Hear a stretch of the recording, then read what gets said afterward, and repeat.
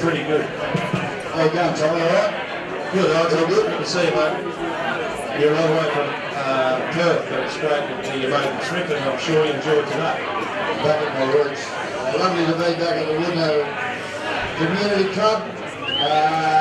Thanks for inviting me back. Thanks, Rick and Simon for extending the invitation.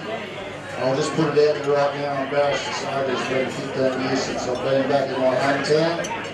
But I'm back here and I've loved every moment of it, and it's just a pleasure to be back in my hometown again, and just want to say I love my mother and father over there. Come and go home.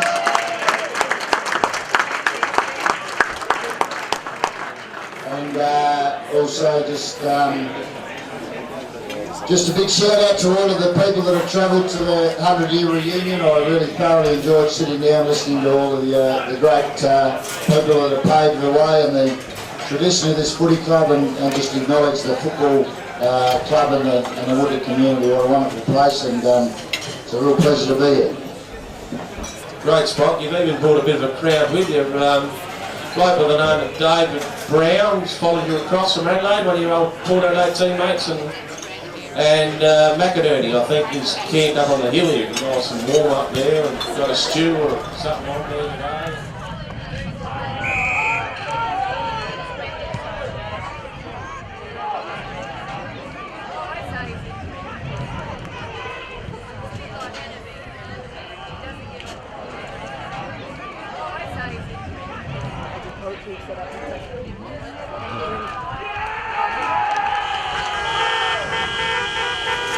Even it's great to see your dear old mate Chrissy Heath. Now I haven't seen Paul Heath at the football for, geez, I don't know, probably 20 years. And we're not even playing kind colour.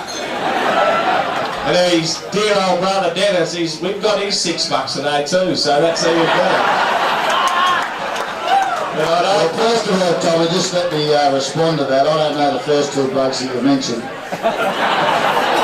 But when it comes to Christopher and Dennis Heath, and in particular my old mate Christopher, we were great mates back at school, and sadly we sort of lost contact over the years since I've been away, I guess. But it's fantastic to connect again with old Critter. We used to fantasise at school in the school library about moving to Queensland and buying a boat and catching marlin, which clearly never happened.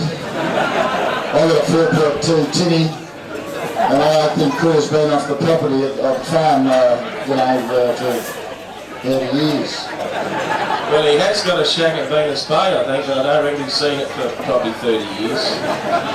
But anyhow, that's Nigel Wilson, I think, too. Sorry, I apologise if he's still here. I think he's gold prospecting just out the road. So if anyone wants to find gold, apparently it's 12.5 kilometres straight out, and just a little dog leg, and there's gold out there in the hills. Okay. So David, just going back to the footy, and obviously you played in the red and black in the Colts for Wudinna. Very successful years, as was spoken a little bit about last night. You had probably quite a few premierships as a Colt player. You had a coach, I reckon, that was spoke a little bit last night. Any comment on Skeeta as a great coach he was? Well, I learned everything off Skeet, and I learned nothing since. That's pretty much it, Skeet. And we had a great little chat down there by the boundary today about his philosophy on footy, and I agree everything wholeheartedly that Skeeta says. The fundamentals of the game are what it's all about, Skeet, and it's a great pleasure to be coached by you all those years ago. And I was asked today whether I played a game with you here in the A grade, and I think might have played one or two, I think in Winnipeg, but I want to go back and reflect on something Sam said a while ago about the great players I've had at Wood, and certainly one of those is Skeeta Reid. He's certainly one of the best players I think I've ever played with here at the Wudinna Footy Club. And Skeeta's a pretty modest man, he'd probably tell everybody the same thing. But Skeeta came to us here, and you'd have to tell me, Skeet, but it was about 81 thereabouts, or might have been a bit earlier. But that aside, Skeet was certainly at the end, past his best by a long way when he came here. He would have been early 30s. had played a bit of league footy in the West, a few games over there for one of the West Australian sides, but then came to Wudinna as a share farmer, and as I say, way past his best. But people talk about Dusty Martin with the fend off. Well, Skeeta Reid invented that. There is no doubt about that whatsoever. Skeeta was one of the best fenders you've ever seen. No one could tackle Skeeta. Never ever lost his feet, kicked both sides of his body, and was tough. I can remember one game we were playing Minnepa. Kevin Smart was he was their gun player at the time. And I guess they were all looking forward for the clash against Wudinna because they'd all heard about Skeeta Reid and how tough he was. Well, Skeet was tough, but fair. But this particular game, I think they clashed, and Skeet wasn't giving in to anybody. And I think Skeet had Kevin Smart by the throat, and Kevin Smart had Skeeta by the hair, and Skeet said, "Let go of my hair, or I'll kill you. Let go of me, or I'll kill you." But Kevin Smart wasn't going to let go. I do remember another time with Skeeta, and I'm just acknowledging how good Skeet was. We were playing in Lincoln in the Walnut Shield, playing Great Flinders. Neville Phillips had he had the previous 3 years at Port Adelaide playing at centre half back, and was just back in Cummins to play and playing there. Still young, like late 20s, still at the peak of his powers. And I remember the night here we'd done the selection, and Skeet was selected to play at centre half forward. Now Skeet only stands about 5'10", Neville was about 6'4", but Skeet, full of confidence, he just said to us all, "Look, I don't care whatever happens, you just kick the ball to me and I'll give it back to you." So Skeet stood against Neville Phillips this particular day, and Neville Phillips has never ever played against anyone like it, I'm sure, because every time the ball went there, Skeet being so strong, just pushed and shoved and pushed him out the road, and was a match for him. The truth is, word, Skeet did everything he said he would do. Give him the ball and he gave it back. You know, it was legendary stuff. But anyway, enough of Skeet. You're probably getting a bit embarrassed, you might say.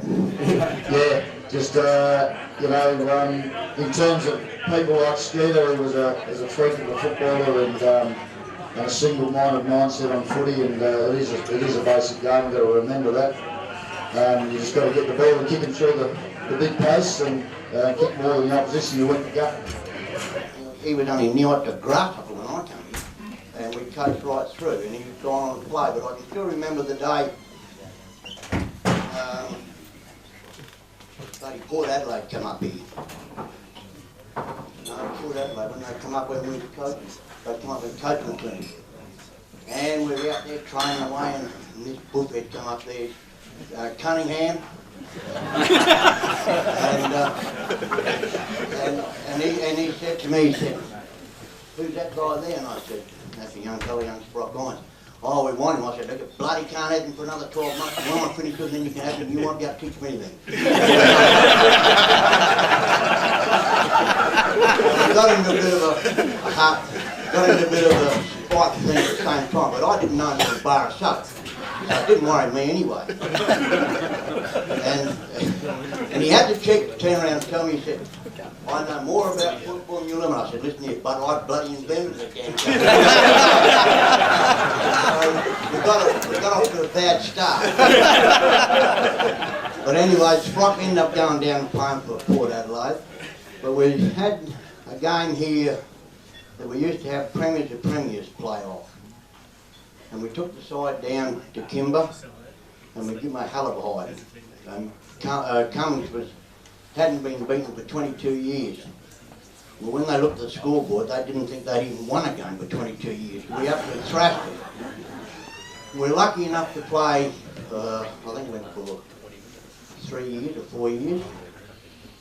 Our side that I had, we won 3 years in a row, and we won second in one, so we won 5 premierships in 3 years. And that's pretty much what it is. But just touching on great footballers in country competitions and amateur competitions for that matter, I mean, we've all played with people that would be able to buy and sell, people like myself and Dan, and it's great listening to Dan and his experiences at Geelong and the journey he had. It's not an easy one. He knows that. You know, by spending that amount of time trying to forge a career in AFL, it's a really difficult task to do. But there's so many great footballers out there playing the game. I've seen some you know, and also congratulations on the side out here today.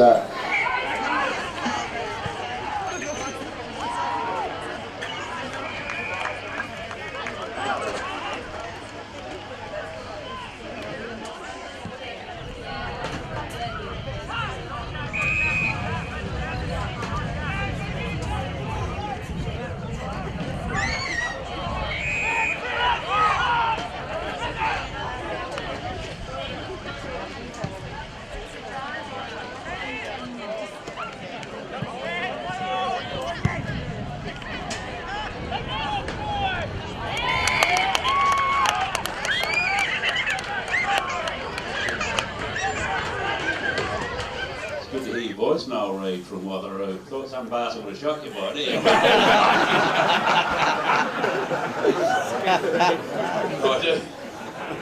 I do remember just a quick one on Skeeta. He could play a bit, as people have said.